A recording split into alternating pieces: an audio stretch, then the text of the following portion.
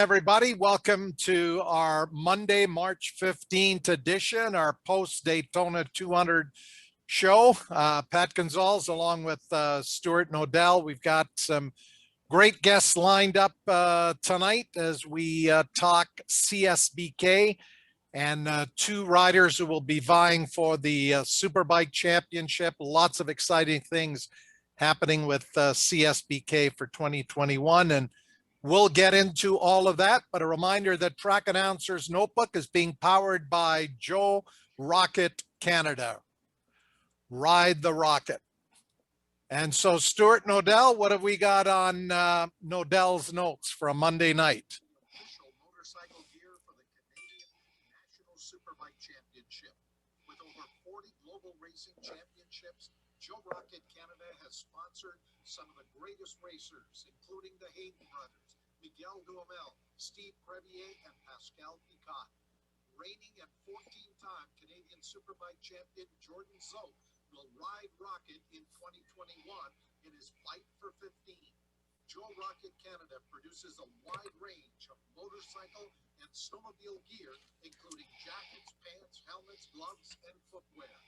This riding and racing season, Champions Ride Rocket, the official motorcycle gear of CSBK.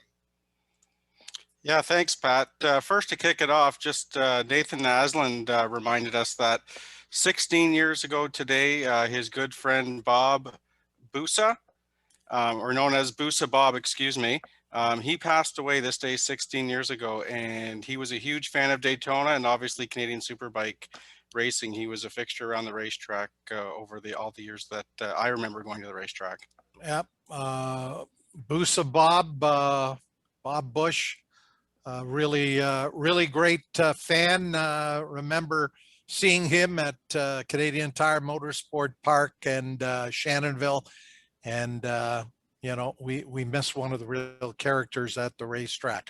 So, Stuart, this was as close. I think they might have been closer at the checkered flag, but Brandon Posh and Sean Dillon Kelly on the roadracingworld.com M4 Suzuki put on quite a show at Daytona. And it's hard to believe that after 200 miles, they were separated by 0.031 of a second. The checkered flag photo at the line is spectacular. Yeah, Pat, I just got a few shots here for the Nodell's notes that we got courtesy of Brian Nelson of Daytona. Right. Brian J. Nelson was kind enough to send us along some of his images, and this is the finish. That's what 0.031 of a second looks like at the finish of 57 laps. Of course, Brandon Posh, if you missed the story, donated half of his winnings to a rider who passed away at Homestead back in December, Lloyd Bailey, contributing $12,500. That was matched by his sponsor, Chronic Motorsports. So the Bailey family will receive a check for $25,000. And just one of the great human interest stories coming out of Bike Week. But there's Brandon Posh holding the Daytona 200 trophy high. And of course, he's headed to the British Super Sport Championship, where he'll be riding a factory Triumph, and we'll be following his exploits on Track Announcer's Notebook as we go through the season. But what a great story, and able to do that even though he had injured his left ankle a few weeks ago riding motocross, but he put in a gutsy ride to take the win. Yeah, it was spectacular, Pat. And there, on a side note, if you looked inside the number 96 of his number, he had Lloyd Bailey's number 26 within the number plate. So that was kind of a cool tribute that most people weren't aware of. But this guy, Michael Barnes, had an awesome ride too, and I think he's worthy of a mention. 52 years of age, and he just missed grabbing third by even closer. I think it was 1/100th of a second. There's another shot at just how close that finish was. But I talked to Michael Barnes last night. He's not ruled out coming back at age 53 to give the Daytona 200 another shot. He, of course, won it in 2016. And the only thing he has lined up, Stuart, for 2021 is to race that bagger series and some of the Moto America bagger races that'll be held at selective rounds. In fact, I'm going to ask Sam and Alex once we get into the show whether or not that's something they'd consider racing. For sure. And don't forget, Yeah. Tyler O'Hara did win that first bagger race at Laguna And last finished fall. third behind these two guys. So it was a great Daytona 200. And from all reports, there were a ton of people in town. The traffic was crazy. Unfortunately, with COVID, we didn't have as big a crowd out at the Speedway. Yeah. Danny Eslick had a great ride. He did finish fifth, but he deserves an honorable mention for sure. Trying to go for his fifth 200. Hopefully he'll be back next year. Oh, I'm sure he will be trying to join Scott Russell and Miguel Duhamel as five-time winners of the Daytona 200. And of course, next March, it'll be the milestone 80th Daytona 200. And unfortunately for Kyle Wyman, he was looking to be a strong challenger for the win, but he got collected with a lap rider coming out of that kink very early on in the race within about 15 or 16 laps, which of course did go to a red flag. So it was unfortunate for Kyle. Yep, great rider. And this, of course, was another great ride turned in by 19-time Isle of Man TT winner, Michael Dunlop. Michael had an incredible race considering he qualified at 1:54. And in the race, he managed to shave 3 seconds off his lap times, got it down to 1:51 and came through the field to finish 11th. Haven't heard whether or not the experience was good enough that he'd consider coming back next year with perhaps a better prepared and a faster motorcycle. Yeah, and I believe this is it, Pat. Yeah, we've got our next ad to go ahead on Joe Rocket. Okay, our track announcer's notebook being brought to you by Joe Rocket Canada. Canadians ride rocket. We'll be back with Sam Guerin along with Alex Dumas and Patrice Goyette in just a minute. Joe Rocket Canada is the official motorcycle gear for the Canadian National Superbike Championship. With over 40 global racing championships, Joe Rocket Canada has sponsored some of the greatest racers, including the Hayden brothers, Miguel Duhamel, Steve Premier, and Pascal Picot.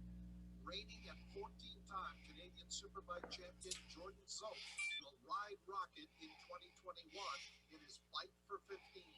Joe Rocket Canada produces a wide range of motorcycle and snowmobile gear, including jackets, pants, helmets, gloves, and footwear. This riding and racing season, champions ride Rocket. Well, it's our pleasure to have with us tonight two of the young guns, although one's a little bit younger than the other, Sam Guerin and Alex Dumas, along with the man who's going to be behind the machine, Patrice Goyette. Patrice, good to have you on the show as well. I want to start with Alex because Alex, the release came out, I guess, a little over a week ago now that you were going to be returning to Canada to race the full CSBK championship with Suzuki Canada support, along with a number of other sponsors, including the Fast Riding School.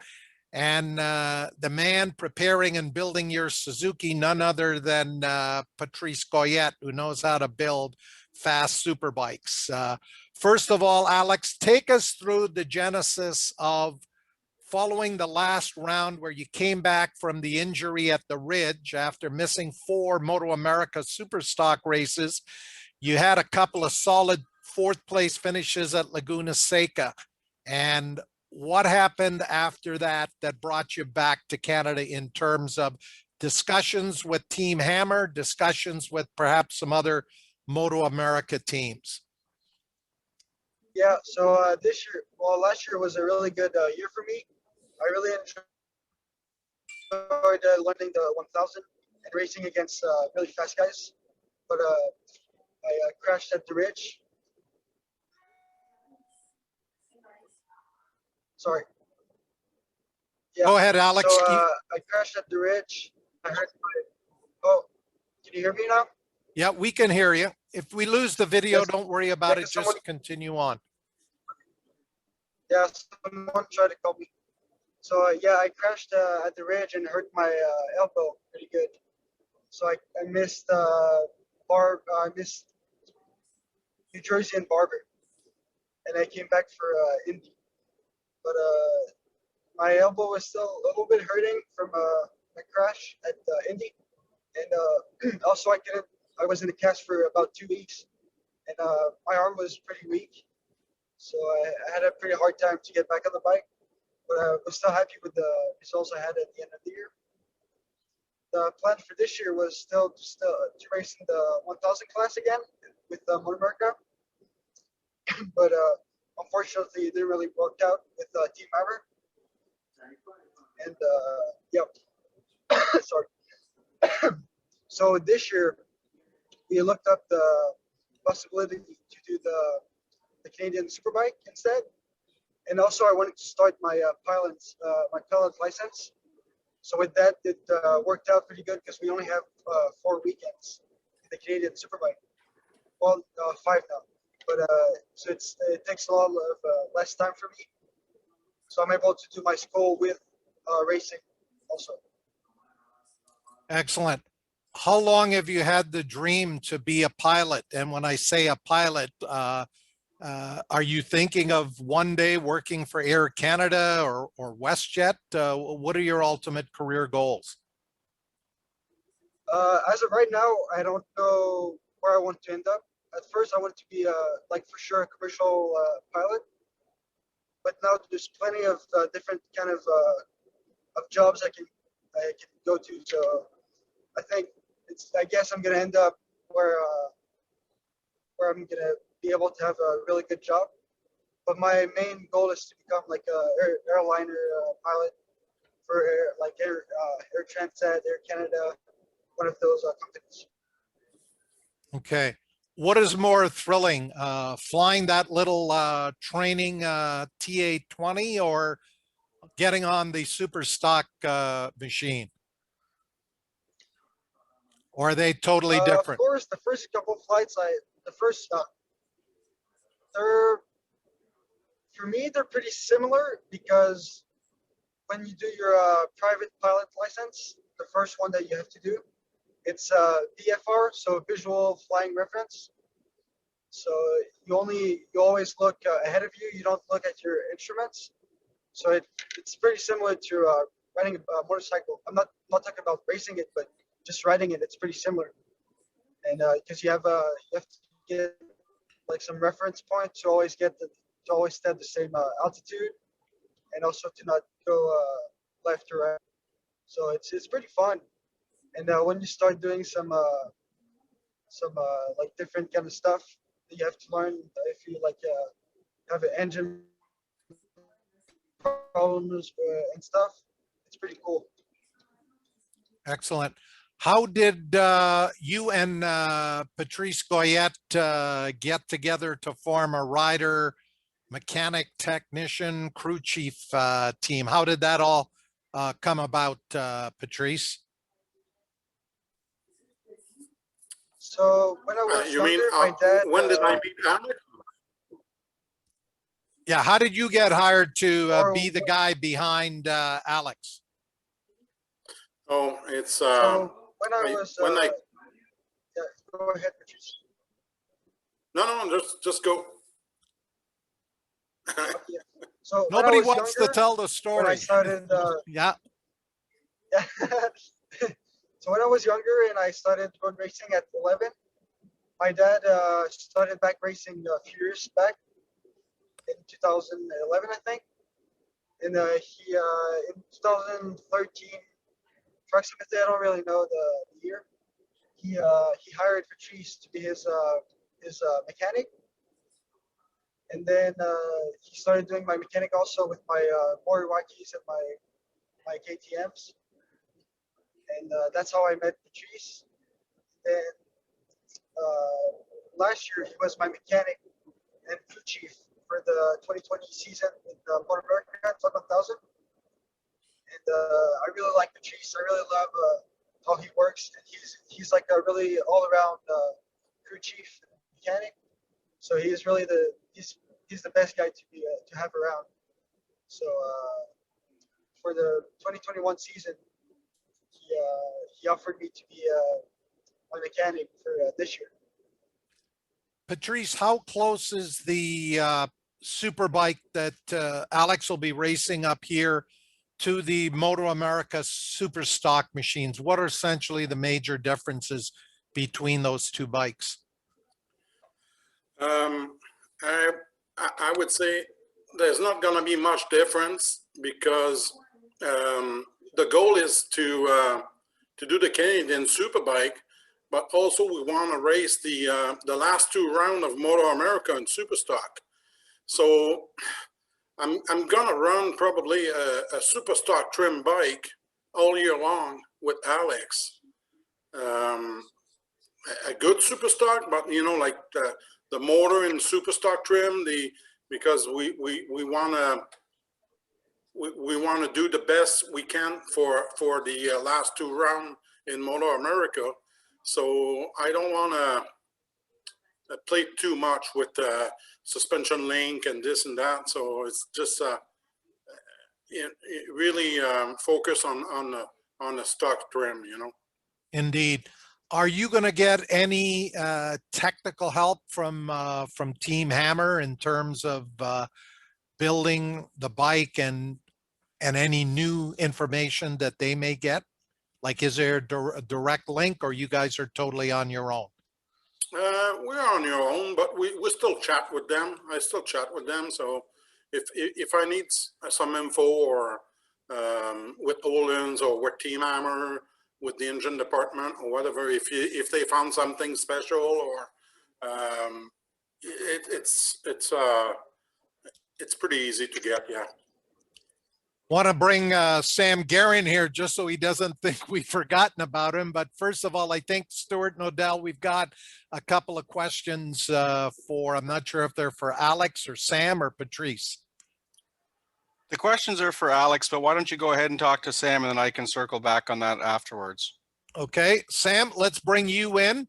Alex started when he was 13, road racing, going to Mexico, running the Junior Cup, and you were a late bloomer. You really didn't get started until 2019, but I know you did a whole bunch of racing before that. So what was it that led you to, a couple of years ago, decided that, well, it's time to go superbike racing? The main thing that got me involved in the racing portion of the bikes, when we're talking about superbike, it's the insurance and all the registration prices in Quebec.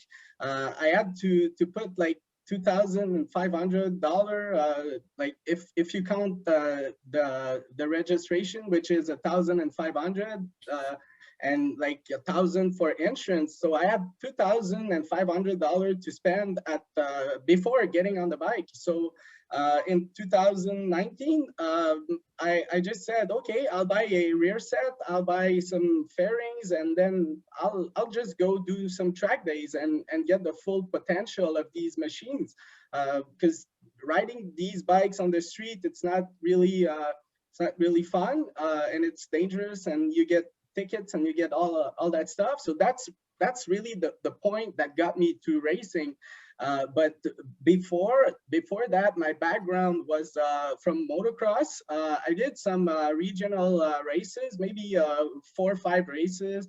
And then I stopped racing motocross and doing motocross at 16 years old because I had injuries, like I broke my legs, my shoulders, wrist, and it was getting fast on the 250s, 4-stroke. But I was more concerned about like snapping my back or something like that. And discussing with my father, we came to the conclusion that it's a better idea to leave that on the side and get some maturity and then maybe come back at another moment. So then I moved to the karting. I thought it was safer because there's way less accident than motocross, but you can touch, you can bump, and you can have big crashes. But I only had one crash in karting, but it was a good one. So it's still every sport has its danger, but then I stopped karting at 25, so 3 years ago. Uh, it was really expensive to run these machines. The shifter carts, it was race fuel, it was tires, it was eating the tires, same rate as a superbike. It was almost the same price as riding a superbike. But when you want to get sponsors, when you're talking of karting with your friends and people you meet, they all think it's toys. So it's not really fun to spend $25,000 per year to go racing and then to have no recognition or no. It's considered like, oh yeah, I'm doing karting as well. Yeah, I did that with my family. It's fun. So I quit karting, and then I bought just a road bike, and then insurance and registration fees. So I stopped going on the street, and then I did a track day in Calabugie with my friends, and it was it. So You got the bug there at Calabogie. Now you show up in 2019. I think you had done maybe one other race at Saint Eustache, where I believe you qualified on the pole in amateur superbike with very little racing experience. But even more impressive was going to Canadian Tire Motorsport Park in August of 2019. And you end up winning both superbike races. How much of a surprise was that to you, and how did you learn that racetrack that quickly? It was not a surprise, to be honest. I was planning that since May, when I started really thinking about what am I doing, registration and insurance or racing. And then in a month, I bought all the parts, and then I went to Saint Eustache, and I was telling people, my supporters at the time, SM Sport, I was telling my close friends that I was going there to win my first race, and that was my goal. And nobody was believed in me. Nobody thought it was possible. So when I got there, the first practice in Saint Eustache, first practice I was like 14th in the time. Because I had problem, I was set up for the wet, for the rain, so it was too bumpy, too squishy. So then it improved, and I got to the top of the sheets. So last practice before qualifying, I was third, and I knew I still had something in the tank. So I gave a push in the qualifying, and I even ended up the qualifying on a red flag because I pushed too much and I lost the front. So I ended up with the pole, but on the trailer with to pick up the bike. So that was everyone was talking like, oh, he's gonna crash, and yeah, I crashed twice that weekend, because then in the race I started from pole, but my pressures were too low, and it took like 4 or 5 laps to build the pressure and the temp to get the bike really good. And when everything went well, some riders that passed me, I was fourth, and then Dave Natalie lost the front, and I crashed into him. So that was not the way I wanted to end, but that was it. So I said, okay, this race was the first one with it was a 2012-2014 RSV4. It weighed like 440 pounds. It had like 152 horsepower on the dyno. It was not the bike to go racing. But then I said, okay, there's something to do. I'll get a new bike, and I'll prepare for Mosport. So it was like a month and a half later. I prepared everything. I stayed quiet, and then I came ready to Mosport. I got the pole, and race 1, race 2, I won both of them. So that was my dream weekend, but it was just postponed 1 month later. So Yeah, well, that was a great start in your rookie season, and CSBK moved you up to a pro rider for 2020. We're going to come back and talk about the races you did run last year, where you ended up second in the points behind Jordan Zoke. But I want to go back to Stuart and Odell and take care of those questions we had for Alex. Sounds Stuart? good. Yeah, thanks, Pat. The first question for Alex is, you've had great success in each class you've raced in so far. Do you feel a lot of pressure to continue that progress and success? As of right, and I don't feel pressure. Every season I've always built up my speed from the get-go. I never went all in and try to win all the time. And that's the way I learned the best, I think, is just to go step by step. And at the end, it does a really good result. So for this year, I'm going to do my same plan. I'm going to start off, try to get try to get the bike really dialed in pretty good, and just build up from there. And hopefully the results come. And just have one other comment for Alex, Pat, and that's from Pete and Carol. And they're going to miss you this year in the U.S. So they say bonsoir, mes amis, and bon chance. They wish you all the best of luck. Oh, I see. Pete and Carol have been taking French lessons. That's very good. But Pete and Carol, you won't have to miss Alex or Patrice, because as you heard a little earlier, they're planning, once the Canadian Championship is all, I was going to say all wrapped up, that they're going to be running a couple of the Moto America races at New Jersey Motorsports Park and at Barber Motorsport Park in September. So you can see them race down there. Hopefully the border opens up and, you know, we can get down to some American races, and the American fans can get up here and watch some of our racing going on up here. Patrice, is the Suzuki Superbike fully built, or when will it be ready? And what are your plans in terms of preseason testing before you hit Calabogie on June 4th and 5th for the first 2 races that weekend? I do have a bike in Superstock trim already from last year, the Alex father's test bike. So it needs to be getting a little bit of love, a little bit of work on it, but we should receive the new bike this week. So I should get the new 1000 this week. So I'm going to start on it pretty soon to make it happen. And then what about getting to racetracks before the season starts? I'm not sure how many of the tracks that we'll be racing on this year that Alex has got any experience on. So what's sort of the game plan there?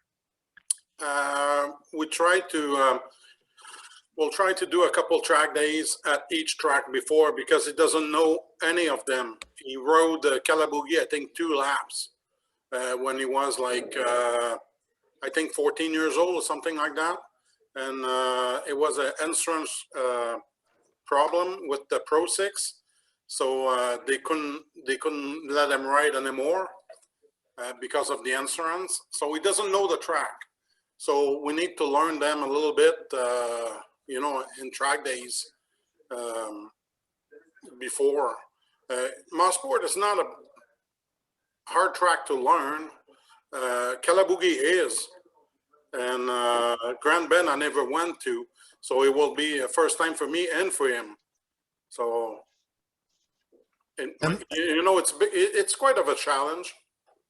And then what about Atlantic Motorsport Park? Is there one of their regional races prior to the national that you might be able to get out to? Yes, there is. And there's a couple track day also in the, I think 2 weeks before or something like that.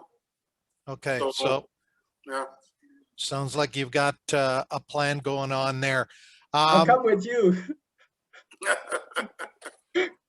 Sam, I understand you and Alex have been working out through the winter months. What have you guys have been doing to get in shape for the 2021 CSBK season? We've been doing ice racing, but there were no races, so just ice motorcycle practicing. We've been riding together and separate, but always at the same, and exchanging advices. We changed tires together. We we did a bit of mechanic. We shared ride to go to outside tracks, and yeah, it was pretty cool. We had some good time, and I'd say it was a tricky winter preparation, because all the gyms were closed, and it was hard for the mental. So when we got on the bikes, it was always 1 week later, and for me, no training between both, so it's hard for the body. I feel my shoulders now. I have one that's popped 2 times last week, so that's kind of tricky. So it was good. We had good time on the bike, but it was hard for the body for me, because we were running every weekend, pretty intense, but no training between both. So riding these ice racing bike with tons of grip, it's very physical, so it's a lot of stress on all the body parts. And yeah, we had some good time together. Alex, I just want to go back. I think you've changed locations, but hopefully the connection's good. Yeah, no, I just arrived home, so Okay, all right. Okay, much better. Take us back to the decision when you were 13, 14, if you were going to get into road racing. Many young riders would, start out maybe running lightweight sport bike here and move on up either at a regional level or CSBK. But you decided to go and run, a Milwaukee. I know you rode. You got into the Junior Cup, the Red Bull Rookies Cup stuff, and then ultimately winning the Moto America Junior Cup Championship in 18 and the Twins Championship in 19. Why did you guys take that particular path to get to riding 1,000 and now this year riding CSBK? When I was younger, my dad bought the Milwaukee because there was a lot of kids in the US. Well, there was a championship called the US GPRU. Yeah. A lot of fast kids racing it. So the plan was to race it, and I did a full season in 2015, I think, with my Milwaukee, and I raced again against Brennan Posh and Jackson Blackman in the US. Okay. Yeah, and it follows all the CCS and ASRA races. Has Posh talked to you at all, or have you been in contact with him since his win on Saturday? Because that was a pretty emotional win, given the fact that his mentor Lloyd Bailey he was riding, almost seemed like he was riding there with him. Yeah, no, I didn't talk with Brendan after the Daytona win, but I still talk to him every couple of weeks, now and then. Okay, and both you and him have moved on. He's going to British Super Sport. You're going to CSBK Superbikes. So I wish both him and you all the best this year. Sam was talking about your training and preparation, riding the bikes on the ice. What else are you doing to prepare for this season? I do rowing, like the rowing machines. Yeah. I have one at home, but the past 2 weeks I've been almost all the time up north to my cottage, so I couldn't do that. But I've been snowmobiling a lot and getting unstuck. It's pretty physical. But yeah, I'm gonna start back. I just got back home, so now I'm gonna start back rowing a lot. And it's still pretty cold outside, and I don't like to like run when it's pretty cold. I don't know why, but with my lungs, I don't know, it's not really working out for me for that. But I'll be rowing a lot, and as soon as it's gonna start to get a little bit hotter, I'll be running back on my bicycle. In the release that came out announcing the fact you're going to be riding for Suzuki Canada this year, there was a line in there about thanking Team Hammer for 2 great years and the fact that you hope to maybe someday ride for them again. How did you leave that situation with Chris and John Ulrich and Keith Perry? Yeah, they did an amazing job with me. They everything I wanted, they supplied it. They were really kind to me, and I wish I was still gonna race with them for this year, but things just didn't work out how we wanted. But hopefully, if they ever want me back, yeah, I'd love it to race for them again. And we're in really good terms. And yep. Well, that's great to hear. Stuart and Odell, I think we've got a few more questions for Alex and Sam. Yeah, we do, Pat. First, for the question would be for, I guess, Alex and Patrice, if there's any coincidence of the number 16 that Francis Martin used to wear aboard the Suzuki GSXR 1000s. No, it's a pure coincidence. I wanted the number 6. I wanted 16 last year because I really like Cameron Bobby. I think the number 6 looked kind of cool, so I wanted 16. And also because Corey Alexander had the number 23 in the stock 1000 class, so I couldn't get 23, my old number. So I decided to just change my number and use the number 16. And I was also 16 at the time when I chose it. Awesome. The next question for you too, Alex, is, what's your plan to learn the Canadian racetracks quickly? And will you be having any mentoring help still with Jason Pridmore? Of course, I've been to a lot of different tracks. So I kind of I'm not really good at getting really quickly on the new track, but I got a couple tricks that helps me a lot to get faster, quicker, and also safer without crashing all the time.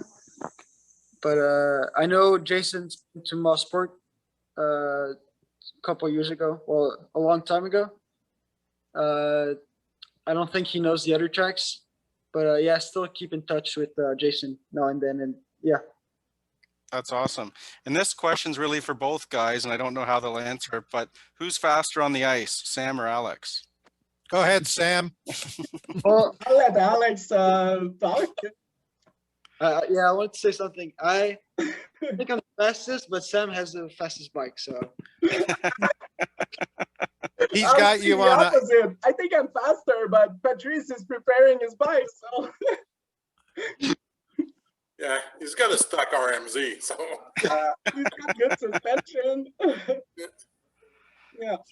And I just wanted to mention also, Pat, that Martin Hamel is on the call, and he's the new owner of the Fast Riding School. And Yep. Maybe Alex can share a little bit of detail. about Indeed. And I had a wonderful conversation with Michelle Mercier last week when I found out that Martin Hamel had purchased the Fast Riding School. And we're going to have him on along with Michelle Mercier a little bit, and probably in a few weeks, just to talk about all that.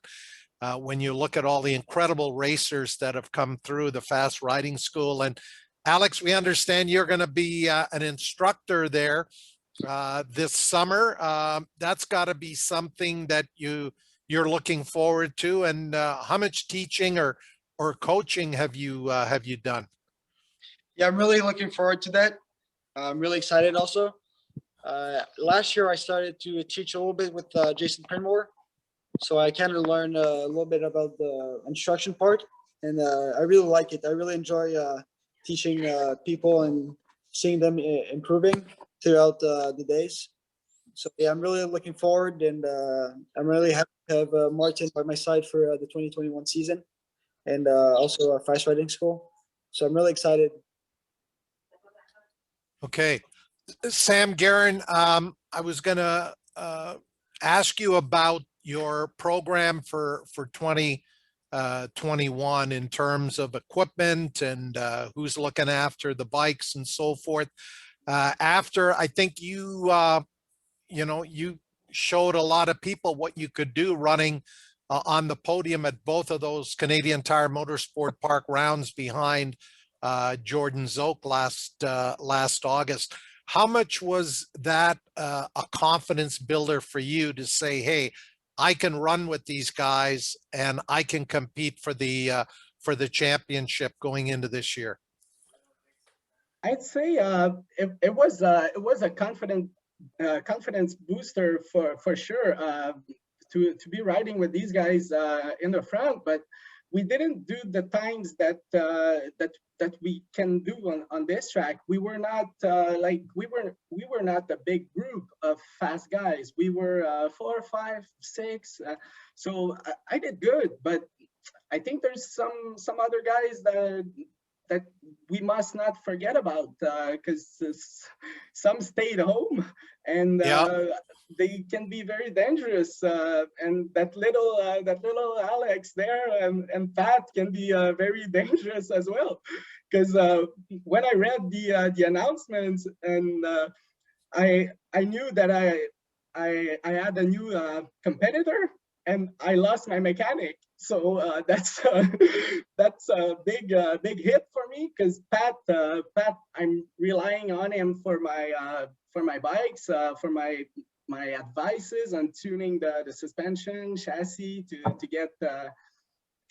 get like his experience and all that stuff, because all the races I did this year were the first races on these bikes. So in the 2010 at Kalaboogie, it was my first time on that bike in Kalaboogie, and it was my first race distance, both races with this bike. So I learned on the bike while doing the race, what it was doing, what it was good, what was bad.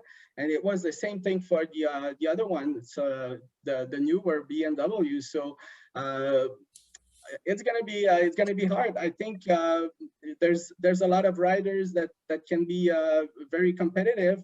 There's Steven Nickerson in Grand Bend, that is a Grand Bend specialist. He's quick. I went there to do a SOAR race, and he's fast. I think this season will be very interesting, and everyone will be pushing on to get the championship. It's Yeah, and Sam, are you back on the same S1000RR, the 2017 that you ran last year? my original plan was to get the M1000RR and to try it with stock trim, like it is, because it's an expensive bike. It's $42,000 plus taxes and all that stuff. So you get to $50,000 bike. So that I don't want people to say, oh, that bike won the championship. It's not the rider. So if I would have been on the M1000RR, it would have been stock exactly like that, and tune the suspension, tune the elements. But I gave a deposit on that bike, the M1000. But just one day after giving the deposit, they told me that they wouldn't homologate it for CSVK. So that was like a deception. And now I reached back to Colin and to Chris, and no, they won't homologate that bike for Canadian national race. So I don't see the purpose of having that $50,000 bike. So I'll be racing a 2017 BMW. Same one. And who else do you have on the team this year? Who's going to be helping you out? That's a good question, because my team is pretty small. I'm the driver, I'm the mechanic, I'm the data guy, I'm the pretty much everything. So I have my father that's gonna be there pretty much all the races. So my father will be there, and maybe one mechanic. I had Jacob, my rookie mechanic that I brought to Kalaboogie and Mosport. It was wonderful. He helped me so much, like doing stuff that I cannot do everything, like changing the wheel and going to the tires and back and forth, and that's exhausting after 4 or 5 days when you're there. On Wednesday and you race on the Sunday, and you have to go to tires every session and all that. That's a lot of work. So Jacob helped me a lot. I'll try to have him, and I'll have my father, which is my manager. So we'll try to keep the same recipe and Okay, well, and try to be on the front. yeah, maybe there's somebody on the show tonight, one of our attendees, who might have nothing better to do this summer and has got some experience going to the racetrack and working with a rider who's going to volunteer and add to that crew. But he chose his horse. Like, what well, do? He cannot split in two. Like, when he was at Moto America, I was racing in Canada, but he was focused on Alex. So I will not ask Patrick, hey, what would you do if I'm fighting with Alex for pole or for place? Or I know he's gonna be right. He's gonna give me but like I'm not gonna go in this pit and back and forth. I'll go and say hi. Hey, what do you think? What can I do? But he's not gonna be my mechanic. I have to think about my stuff and try to, so. Should make for an interesting season. Alex, what are your expectations of yourself going into the 2021 season? Is the ultimate goal the championship? My goal, I'm shooting for the championship. That's I think if everything goes right and we work hard with Patrice and the bike, I feel I'm going to be really competitive up there with Ben, Sam, and Jordan. I feel I can win a couple races, if not all the races. But I guess we'll see. But my goal is the championship. I'd love to win a Canadian Superbike championship. It'd be my first Superbike championship, so that'd be pretty cool.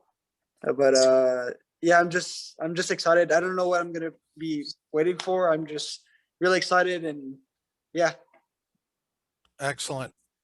Patrice Goyette, you've worked with a lot of talented riders over the years. Where does Alex rank among all of the other great riders that you've tuned for? He's pretty talented, for sure. He's really, I would say, not much affect him. If it doesn't go right, like, we're gonna take the time to fix it.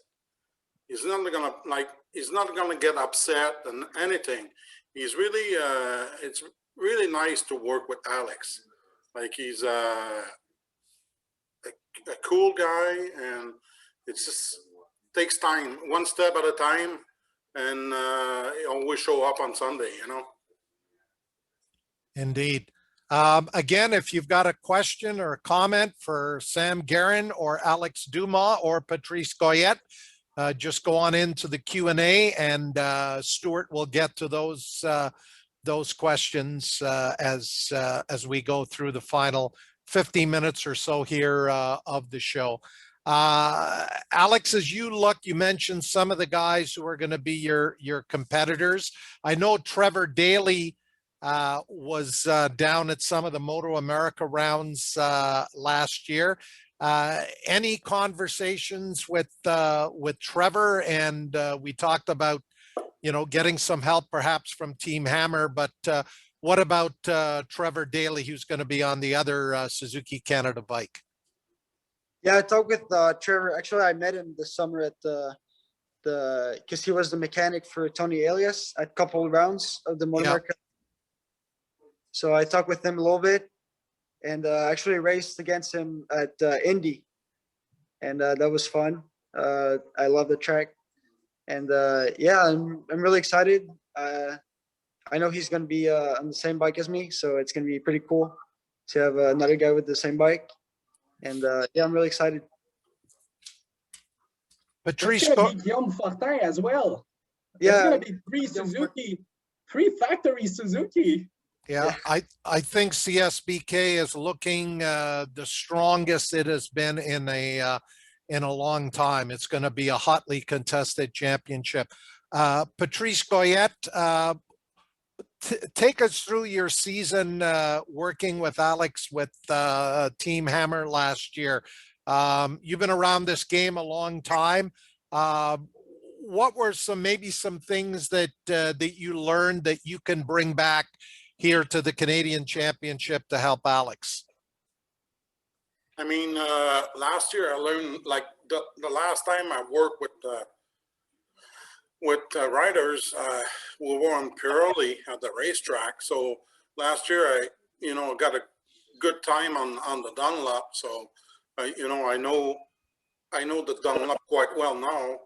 So it's a good thing, like they got the same thing in Canada, same tires. I do know the track, most of it. Alex doesn't know.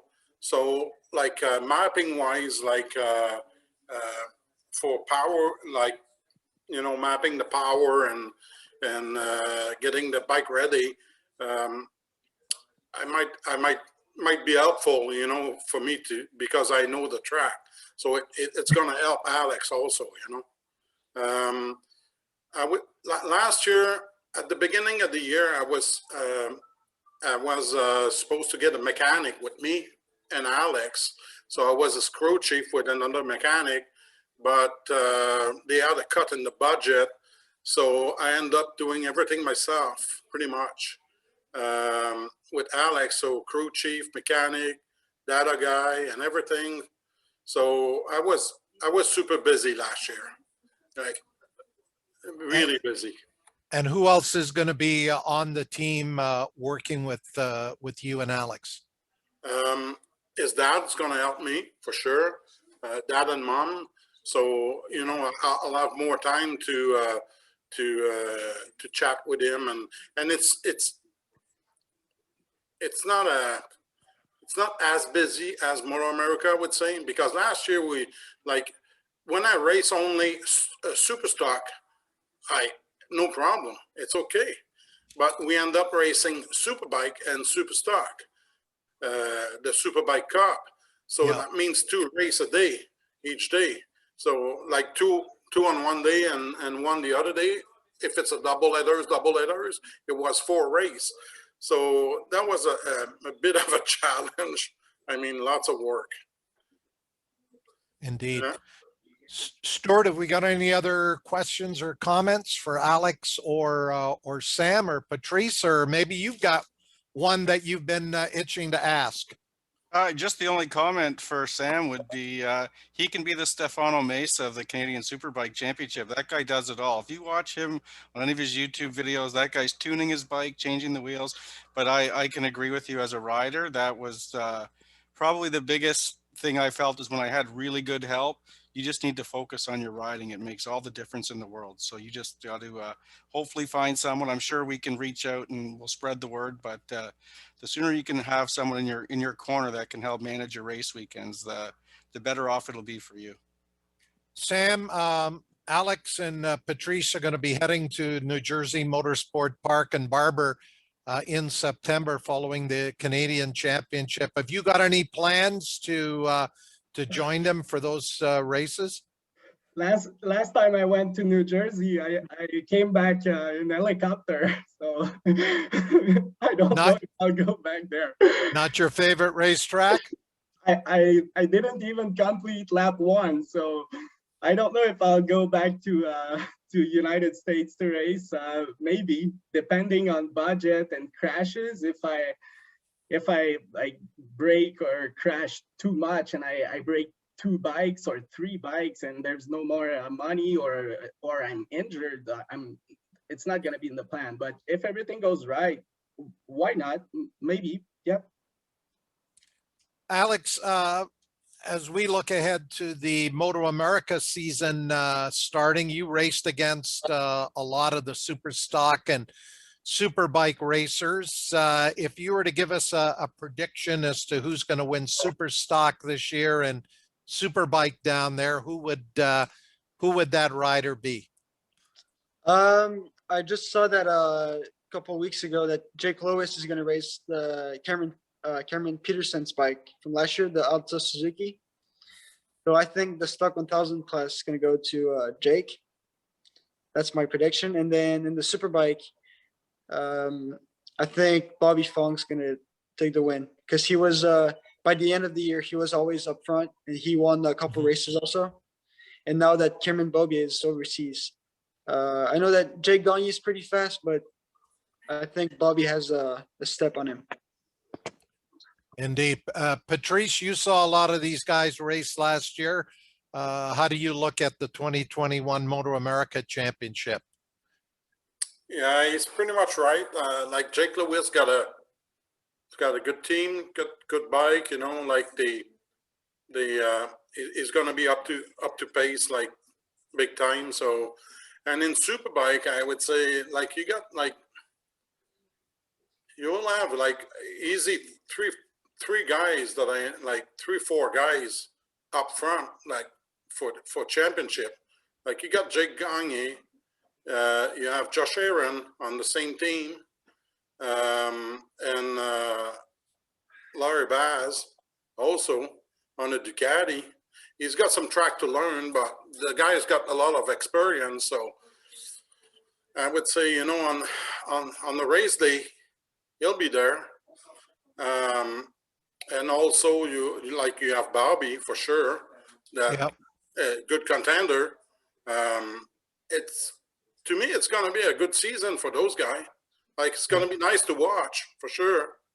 Well, I think with Bobier moving on to Europe, that indeed, I think it's, as you said, there are 4, maybe 5 potential Superbike champions. Alex, of all the tracks you ran over the last 3 years in Moto America, what were maybe a couple that you were absolute favorite and why?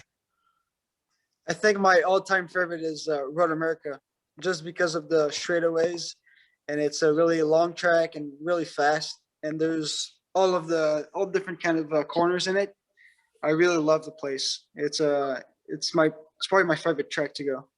And this year, well, in the 2020 season, they added Indy, and that track was pretty awesome. It was really smooth. I've been 3 times overseas to race some of the GP tracks and World Superbike tracks, and it reminded me of those kind of tracks, really flat and with long straightaway, and then really like technical sections with the S's and stuff. So I'd say Road America and Indy are one of my favorite tracks.